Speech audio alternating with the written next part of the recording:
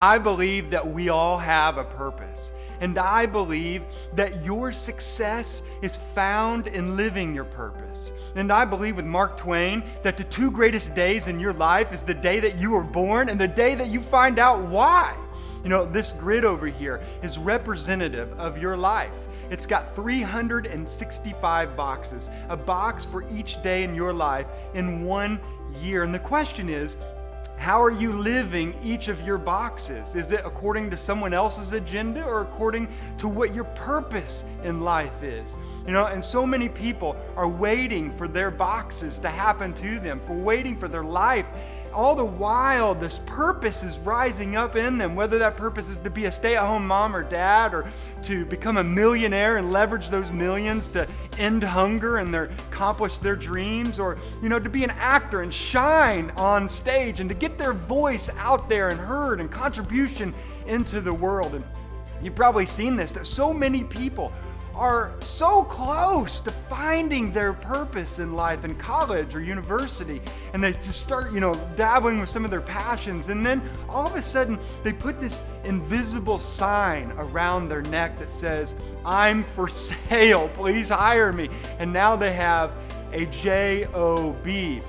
And you look at them and, they're walking around. It's like they got no pulse, and their faces, they're weathered, and their laughter's gone. Their passion is evaporated. The Department of Health and Education and Welfare states that the number one killer under the age of 50 in heart attacks to actually take your life is not atherosclerosis or diabetes or high cholesterol, but rather job, dissatisfaction. And it's because people get stuck and they've traded their dream in for somebody else's dream to work for them and their dream, and they've traded their purpose in life for a paycheck.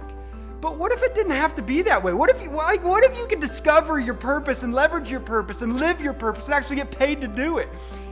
One box in my life, in my grid, in one particular year, changed my life forever. And it was the day that my dad was dying. And I was there with him, and I was holding his hand. And my wife was there. It was just us three in the room, and he looked up at me. And he said his final 3 words on this earth. He said, "I love you." And then he was gone. Just like that, gone. No more days, no more grids, no more boxes. And I looked at him and I just thought, this is a guy who really lived his purpose. And am I making my difference in the world? Am I living my purpose? Am I serving and being that force of love like he was? And this is a guy that helped put me together with this 7th grade girl who just now happened to be my wife, standing in that same room. And it was just too coincidental that the day that he left Earth was also the day that we were celebrating a wedding anniversary. And I knew that my life needed to make a change. And so for the past 15 years, I have studied everything that I could: psychology, theology, philosophy, logos therapy, you name it, I have studied. I've got a PhD just to try to figure out how do you live a life on purpose and find satisfaction and fulfillment and do something that transcends even me and contribute back. And I totally agree with Helen Keller, who said, your greatest happiness is when you lean into and find and leverage and are faithful to your purpose in life. And your challenge may be, Aaron, I just don't have the time or the money to live my purpose on a day-to-day basis. I get it. Or maybe it's like, Aaron, I don't even know what my purpose is. I need some clarity. I don't even have clarity on my life's purpose. Or maybe your challenge is you're nervous what other people will think of you if you step out in life and live on purpose, what you feel rising up in you. So we let these other people, friends and family and colleagues and bosses, their bubble of beliefs about who we are, box us into a life that we don't even feel like is our purpose in life. And it's not like they're speaking out of hate or spite or cruelty. It's that they're only speaking from their insecurities and from within their own comfort zone and obfuscated by their own fears. But here's the good news.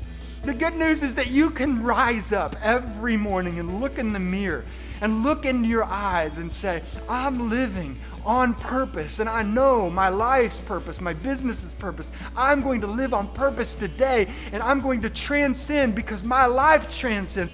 Now I'm going to see each day and each box as really expensive and a precious gift given to me. And so the challenge for you is to untether yourself from all these smothering restrictions that have been placed on you, and you're carrying these burdens, to liberate yourself from those, because you were made for more than just going to work, coming home, trying to play catch up with work at home, feeling exhausted, just trying to coast and make it through each and every day to the weekend perhaps. You were made for more, to have a heart that's full and eyes that are clear and have a clarity of vision for your life, to do something that matters, to start something that matters, to build your life and business around something that matters, and your family, something that matters for your family.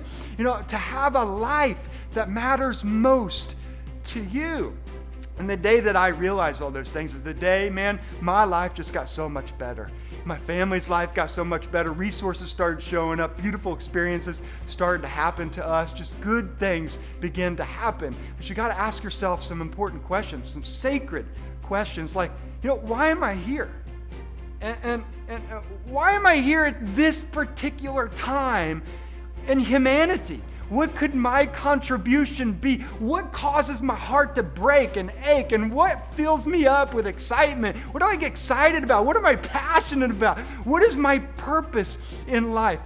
I've worked with thousands of people who are ready to transcend their current levels of living and get to that next level, to get off the sidelines of life and get into the game of life, into their life, not other people's projections and extrapolations onto them, but their own wishes and purpose for life. And I firmly believe this for you, that God has sown a dream in your soul.